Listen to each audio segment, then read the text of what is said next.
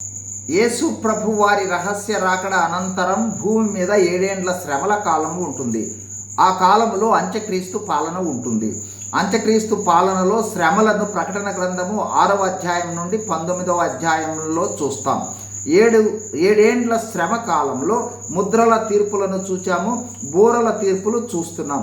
7వ బూర ఊదిన తరువాత పరలోకంలో గొప్ప శబ్దాలను, 24 పెద్దలు స్తుతించుటను, పరలోకంలో తెరవబడిన దేవాలయాన్ని యోహాను భక్తుడు చూచినట్లు ప్రకటన 11వ అధ్యాయం 15 నుండి 19 వచనాలలో చూచాం. ఈరోజు యోహాను భక్తుడు చూచిన మరికొన్ని దర్శనాలను 12వ అధ్యాయంలో చూడబోతూ ఉన్నాం. 1. పరలోకములో గర్భిణీ స్త్రీ ప్రసవ వేదనతో నొప్పులతో కేకలు వేయటను చూచాడు. 2. ఆ గర్భిణీ స్త్రీ కననయ్యున్న శిశువును మృంగివేయుట కొరకు ఆమె ఎదురు నిలుచున్న ఘటసర్పమును చూచాడు. 3. ఆమె మగ శిశువును ప్రసవిస్తుంది. ఆ శిశువు దేవుని వద్దకు, దేవుని సింహాసనము యొద్దకు కొనిపోబడుతుంది. 4. తరువాత ఆ స్త్రీ అరణ్యమునకు పారిపోతుంది. అక్కడ 1260 దినములు పోషించబడుటకు ఆమెకు అక్కడ స్థలము సిద్ధపరచబడింది. 1260 దినములు అంటే 3.5 సంవత్సరాలు. 5.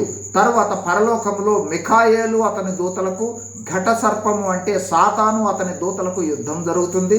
సాతాను అతని దూతలు ఓడిపోయి భూమి మీద పడద్రోయబడతారు.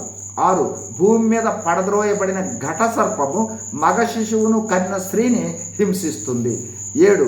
అయితే ఆమెకు పక్షిరాజు రెక్కల వంటి 2 రెక్కలుండుట వలన సర్పము నుండి ఒక కాలములు అర్ధకాలము తప్పింపబడి పోషించబడుతుంది, అంటే 3.5 సంవత్సరములు.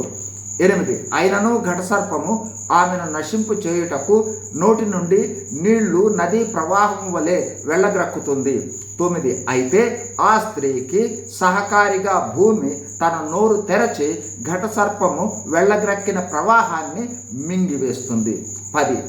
అందుచేత ఘటసర్పమునకు ఆగ్రహం వచ్చి దేవుని ఆజ్ఞలను గైకొనే వారితో, యేసు ప్రభువును గూర్చి సాక్ష్యమిచ్చే వారితో, ఆమె సంతానములో శేషించిన వారితో యుద్ధము చేయుటకు సముద్ర తీరమున నిలుస్తుంది.